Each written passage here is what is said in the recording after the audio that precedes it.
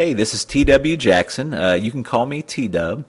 I did this video for you. It's called The First Step to Stopping Your Breakup.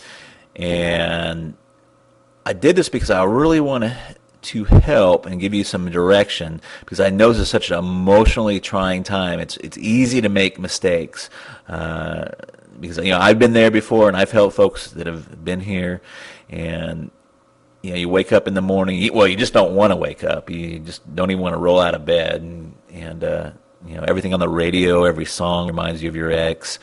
You go to work and you drive by all the places you used to eat and used to go to, and it's so tough to not do the wrong things because we're so emotional. So this is the purpose of the video, and I sure hope it helps you out. Oh, please keep in mind that technologically wise, I'm just a normal, everyday, average kind of guy. So please forgive me if I make a whole bunch of boo-boos and mistakes here. The very first thing, you may be past this point, but you don't want to panic. It's the very worst thing you can do. If you've already panicked in that, we're going to talk about that here in a minute. When you completely flip out and have an emotional breakdown, it only confirms their decision to break up with you. And of course, it pushes them farther away. If you're being clingy, if you're just demanding they spend more time with you, you're demanding they talk with you about this, it just pushes them farther away. Now, here's some signs of panic. If you've done this or had this done to you, you'll immediately recognize it. I call it text message terrorism. And it's basically just sending a barrage of text messages trying to stay in this person's life and trying to get back together with them, and just trying to find out exactly what happened.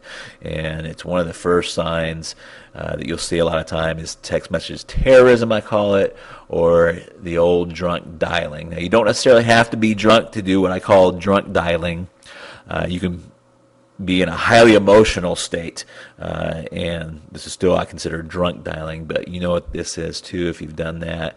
It's just calling over and over and over again, especially if you're getting the voicemail, and you want to basically professing your undying love or how much you're sorry for what you did. None of this helps. Arguing about the breakup, contacting their friends and family. Now, this is kind of an interesting one. Reason most of us do this is because we don't accept what the ex have told us for the reason that they broke up. So we may think they have somebody waiting in the wings, or there's some other reason other than what they've told us for why they're breaking up. But you still don't want to do it. And accidental meetings. These don't really fool your ex, and they're not accidental. So another thing you don't want to do. So if you don't want to do all those things, what should you do? And this is really tough because you want to it's counterintuitive. What you should do is counterintuitive and opposite of your feelings. Your feelings inside are like, I've got to see them. I've got to tell them, what really happened. I've got to tell them how I really feel. And that's exactly opposite of what you should do. So here's the big secret. For right now, you want to agree with the breakup. That's right. You just calm, you're cool, and you agree with the breakup. Again, that's calm, and you're cool and okay with it. Now, you may already be past this point. Like I said, you might have already kind of freaked out a little bit. Don't feel bad. That happens. But if you run into them again or see their friends or family, you now want to be calm, cool, and okay with the breakup. And the big thing is you'll be way ahead of the game if you just don't do all that crazy stuff. We're talking about the text message terrorism, the drunk dialing, and trying to see all their family and friends in that. Now, why does this work? Well, it works for a lot of very powerful psychological reasons. I'm just going to talk about a couple. And I can't remember if it was my father or my grandfather that introduced me to this phrase, but it's so true through life. It's the hungry dog doesn't get fed. If you just imagine for a moment, you hear some scratching on your front door, and you open the door, and it's some mangy dog with his ribs sticking out, and he's you can tell he's starving to death. But your first instinct is to get him out, to get him away from your doorstep. Now, if you open that door and it's a well-groomed dog, you tell he's fed, he's got a collar, he belongs to somebody, and you treat that dog a lot better than you treat the dog that's kind of showed up on your doorstep hungry, if you will. Now, their main psychological reason, and please burn this into your head or memory, write it down, is people want what they can't have. This is so true. Whether it's jobs, when is it hardest to get a job? When you don't have a job. It's easy to get a job when you already have one. The same is true with money and credit. They loan money to people that don't need the money all the time. When you have no credit, it's almost impossible to get any credit. And the same things hold true with love and attention. So, if you've blown it, it's okay. Is there still a chance? You betcha. And here's what you want to do.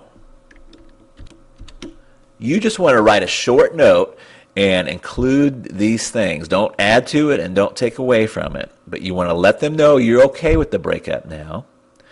You tell him or her that you agree with the decision to break up. If you did something bad, like have an affair, just briefly apologize. If you didn't do anything bad, don't find something to apologize about. That will be worse.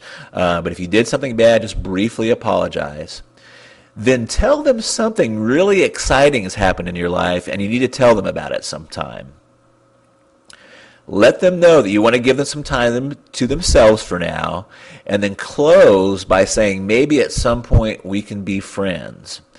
And remember, you want to be calm, and you want to have a cool tone. If you'd like a little example of this letter, just hang out for a second, and I'll give you a little example where you can get a little example. But this sets the stage for your next moves.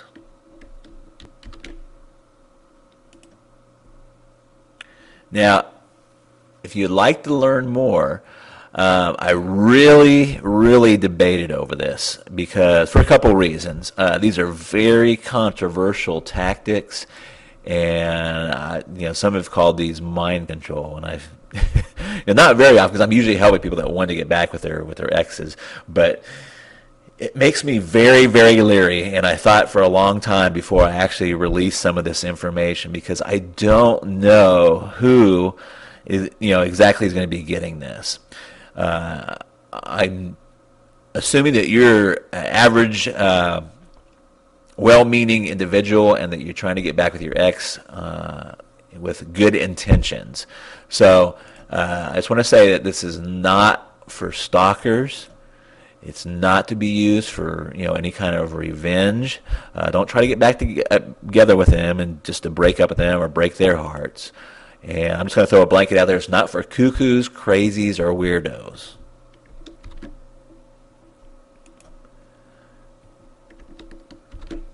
This is for just normal, loving people that have made some type of mistake in their relationships and want the best advantage of putting this back together and stopping their breakup and repairing their relationship.